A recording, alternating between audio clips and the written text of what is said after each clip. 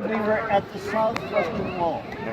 And the question was, so what happens to Judaism once the temple is destroyed? How is it going to survive? Well, we know that there are some Jews that choose a different way to go, and that's when we have the beginning of Christianity. There are other Jews that said, that's not the way we're going to do things, but we have to survive somehow.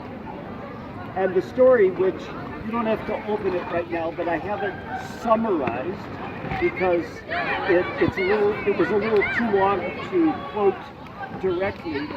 But I have a summary on page 15 in source number 9 of the story of one man who basically saved Judaism from extinction. And the name of that man was, it's a little bit of a mouthful, Rabbi Yochanan ben Zakkai. The word Yochanan becomes Johann, like Johann Sebastian Bach. That's the name, John. Why does the name John have an H in it? But it's Yochanan. That's what it comes from. So Yochanan ben Zakkai, he saw that while the Jews were rebelling against Rome and fighting each other more than they were fighting the Romans, in the years 66 to 70, he foresaw that this was not going to end well. And before the temple's destroyed,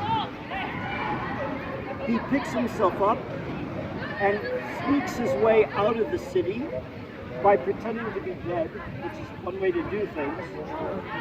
And he's carried out in a coffin out of the city, and he runs to Caesarea, to where the governor is. The governor's name is Vespasian, the Roman procurator at the time.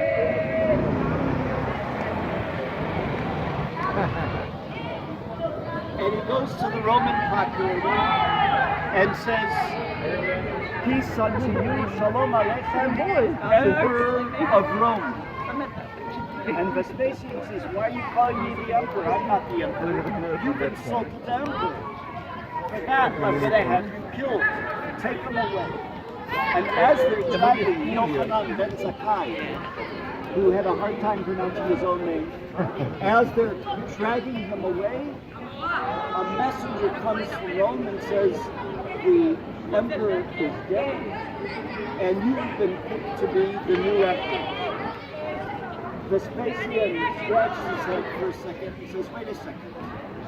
Bring back that rabbi guy. So they bring back the rabbi guy, Yochanan Zakkai, and he says to him, you're obviously a very smart man. What took you so long? And then he says, what do you want in return? You follow me? And he says something which changes Judaism forever. He says, I don't want anything. I just want the town of Yavne, sometimes called Jamnia, J-M-N-I-A, I don't know why. The town of Yavne and its scholars. That's all they want. That's all you want. That's all they want. What would he do? He said, all I want is a place where we can study the Torah, and the Torah here doesn't mean just the 5 books of Moses, it means Jewish learning, and to carry on. What he did was to basically say that you don't need the temple anymore. You have to learn how to adjust, to accommodate, which has been the Jewish way of doing things for the last 2,000 years. You have to learn some way to adjust. What we're going to do is to put an emphasis on study, on prayer, and on deeds of loving kindness. And that's what Judaism becomes under the rabbis, under what we call the Talmud. There's an emphasis on study, on on praying, on observing the commandments and so forth, and in good deeds. In fact, there's a story, which I think I happen to hear, about Rabbi Yochanan ben Zakkai walking on number 13. Indeed it is. It's on the top of page 16, where Rabbi Yochanan ben Zakkai and Rabbi Joshua are walking in the ruins of the temple. The ruins of the temple. And Rabbi Joshua starts to cry, and he says, what are we going to do when Yom Kippur comes? On Yom Kippur, if you remember, there was the scapegoat. We sent out the goat with our sins on the goat, all right? We don't have that anymore. We don't have the temple destroyed. How are we going to atone for our sins? And he says something that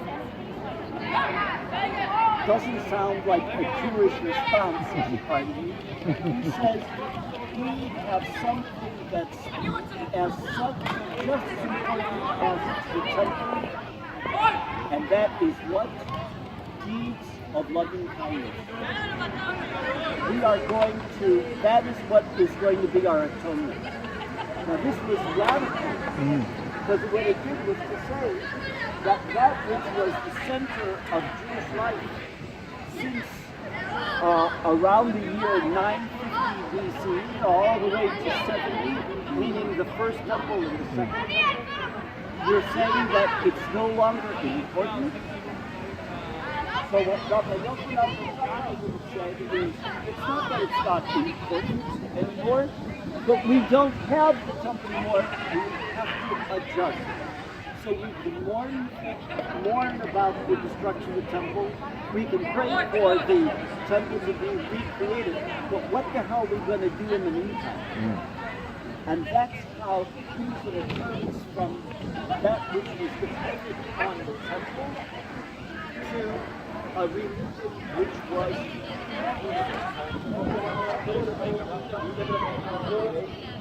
now, I don't want to get too carried away from that.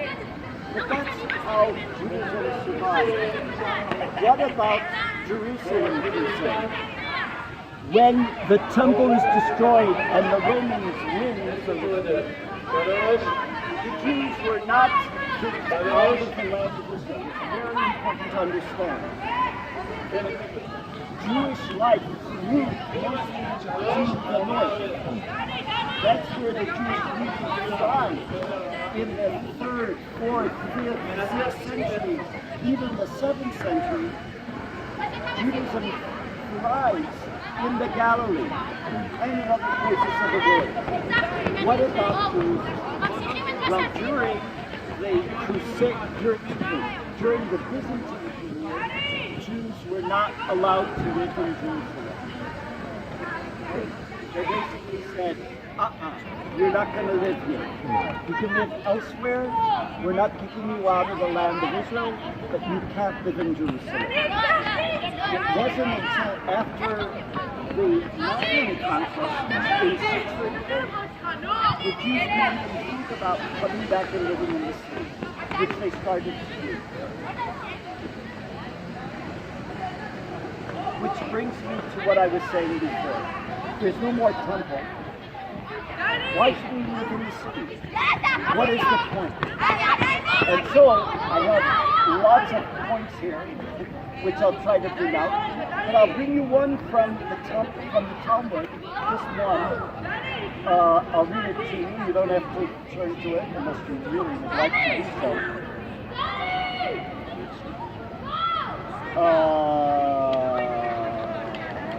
One second. Here we go.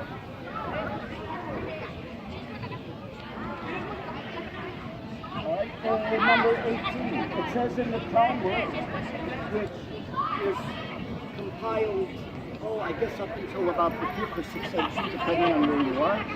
It says, a man may compel his household to go with him to live in the land of Israel. In other words, you are allowed to say to your wife and children, we're moving to Israel, and they can't say no. Even, by the way, even the wife can say that, but let's not get into that right now. All right? But none may be forced to leave it, meaning that if you come to Israel, you can't force somebody to say, we're going back. Right? Because the value is to live in the land of Israel. And similarly, they may be compelled to go to Jerusalem, meaning the father or the mother, but the father can say, we're moving to Jerusalem, but none may be forced to leave it. What does that mean? It means that there is always a value in living in Jerusalem. It has nothing to do with the I mean, when I say nothing, you understand what I'm saying. It's way after the temple is destroyed. There was probably at that time no access to the even to the Western world.